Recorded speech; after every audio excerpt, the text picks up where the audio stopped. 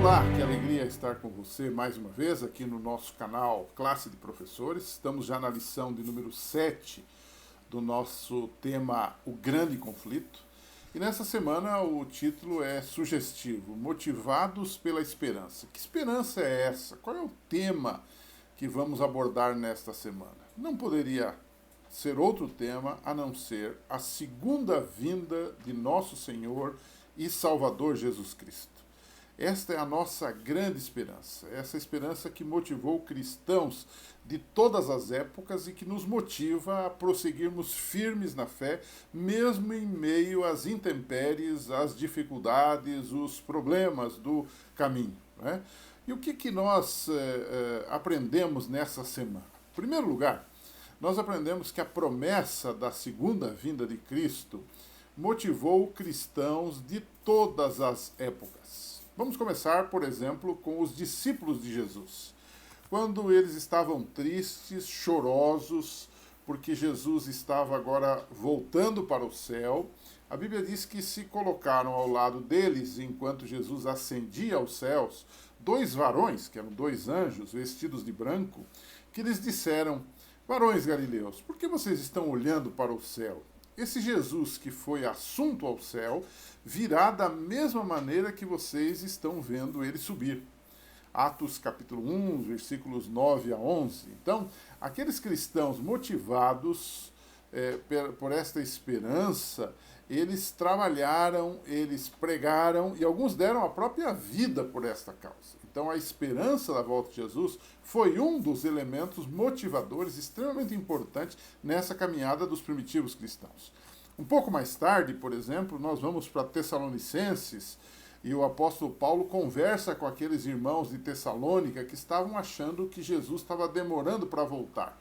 Seus parentes, seus entes queridos começavam a morrer e eles estavam preocupados. E o apóstolo Paulo, no capítulo 4 de 1 Tessalonicenses, a partir do verso 13, ele trabalha essa questão do consolo, do conforto, e ele centraliza a sua argumentação em cima da promessa da segunda vinda de Cristo, da ressurreição dos mortos, da primeira ressurreição, enfim, ele trabalha essa questão. Observe o que ele diz, né? Se cremos que Jesus morreu e ressurgiu, nós cremos também que Deus trará mediante Jesus e juntamente com ele aqueles que nele dormiram. Né?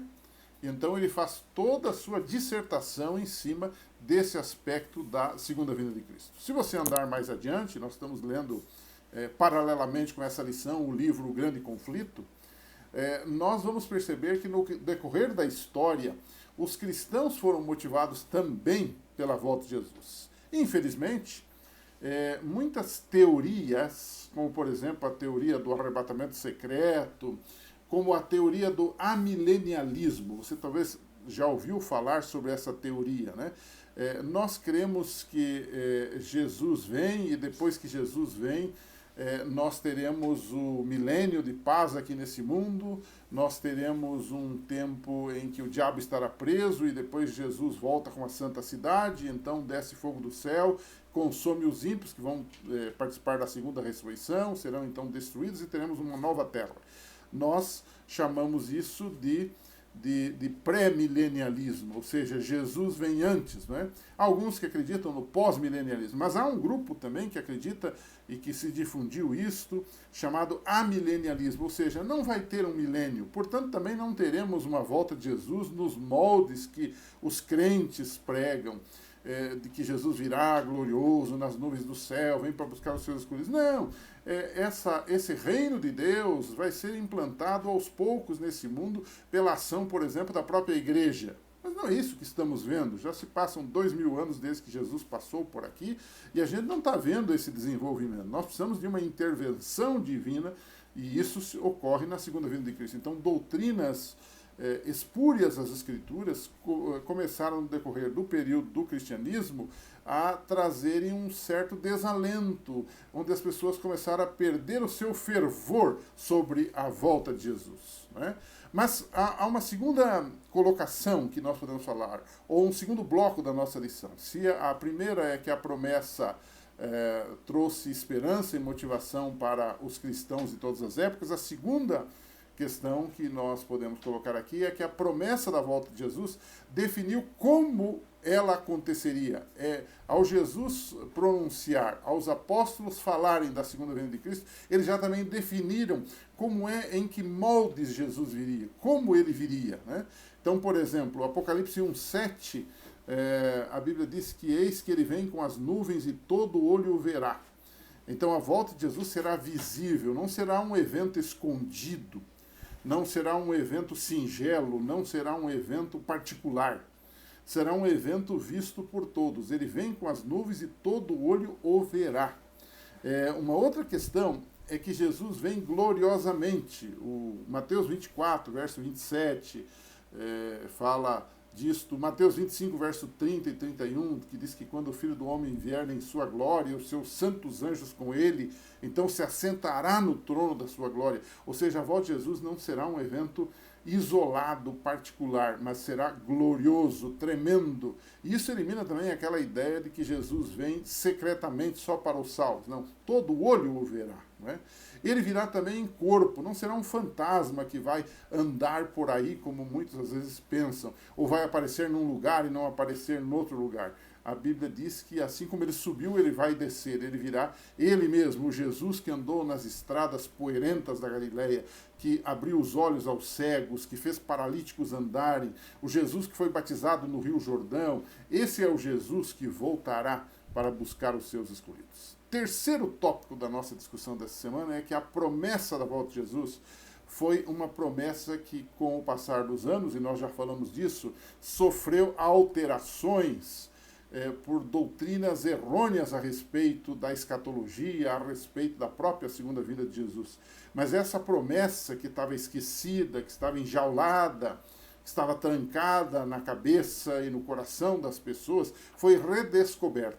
A partir do ano 1831, houve um movimento de caráter, pode-se dizer, mundial, que redescobriu a verdade da volta de Jesus. O estudo da Bíblia, através de um homem chamado Guilherme Miller, o levou, por exemplo, para Daniel 8,14. Né? E o movimento millerita fez uma interpretação desse verso como se a purificação do santuário fosse o santuário da terra e, consequentemente, teríamos aqui a volta de Jesus. Não foi isso que ocorreu. Nós temos na próxima lição uma discussão um pouquinho mais detalhada sobre esse assunto, mas a verdade é que ele ressuscitou com isto e com toda a sua ênfase nas passagens do Velho e do Novo Testamento sobre a segunda vinda de Cristo, a ideia, a crença e a doutrina da segunda vinda de Cristo. E houve então um reavivamento que preencheu não apenas os milleritas, mas os milleritas eram pessoas oriundas de pelo menos 17 denominações diferentes. Então foi um reavivamento que mexeu com todas as religiões, com todas as denominações vigentes naquela época, né? Então você tem aí uma realidade bastante interessante de um renovar das esperanças, né?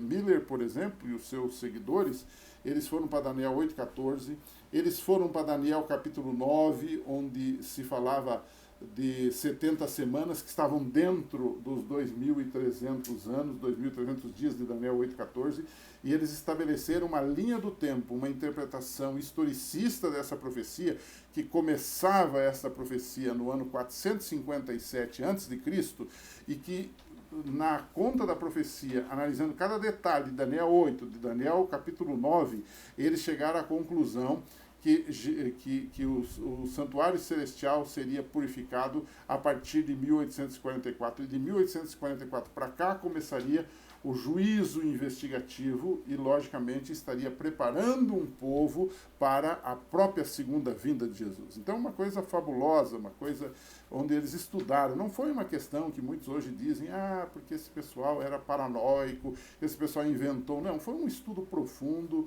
exaustivo da própria Bíblia, onde eles chegaram a esta conclusão dessas datas, desses tempos, né? É verdade que eles acertaram na data, mas eles erraram no evento. Jesus não vem em 44, mas Jesus veio sim em 44 ao lugar santíssimo do santuário celestial. Não que ele já não tivesse estado lá. Não, ele poderia estar lá em qualquer momento. Mas ele veio para começar uma nova obra, que era uma obra de juízo, que alguns até questionam, mas essa obra de juízo, como pode? Não é? O juízo investigativo, será que ele realmente existe antes da volta de Cristo? Alguns questionam. Numa dessas lições, nós vamos voltar a esse assunto, nós vamos estudar um pouquinho alguns textos bíblicos que apontam de que a ideia do juízo investigativo não é uma ideia que surgiu na paranoia dos mileritas ou dos primeiros adventistas, não. Esta é uma ideia bíblica e há vários textos bíblicos que nos levam para a conclusão de que antes de todos os grandes juízos de Deus neste mundo, ele teve antes um juízo investigativo, um juízo pré-evento. E isso é importante a gente estudar. Mas isso fica para uma próxima lição, quando nós voltaremos a este assunto. Você que está nos acompanhando aqui todas as semanas, nós vamos chegar nesse momento interessante também. E aí eu queria terminar a lição dessa semana fazendo a você uma pergunta direta. Né? A promessa da volta de Jesus ainda mexe comigo? Ainda é uma motivação para mim? Ainda me dá esperança diante da morte, diante do sofrimento, diante dos problemas? A volta de Jesus ainda mexe com o meu coração, com a minha fé? É uma pergunta que eu faço para mim mesmo, que você deve fazer para você mesmo, mas você pode fazer essa pergunta também para os seus alunos na unidade da Escola Sabatina, onde isso vai propiciar uma bela discussão e haverá um crescimento espiritual também, ok? Na semana que vem a gente se encontra aqui de novo agora para a lição de número 8. Um abraço e até lá.